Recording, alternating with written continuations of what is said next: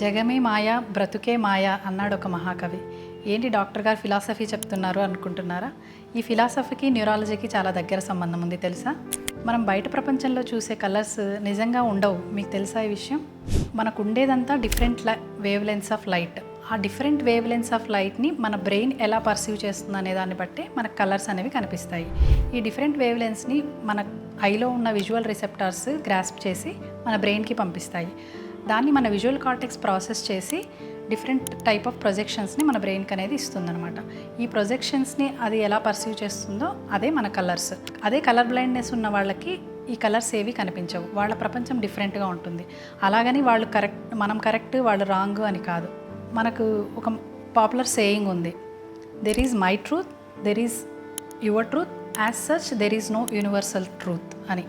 So దానికి దీనికి సరైన పోలికేమో అని అనిపిస్తుంది నాకు.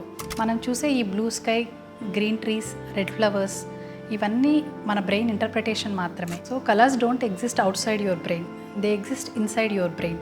They are your brain's interpretation of it.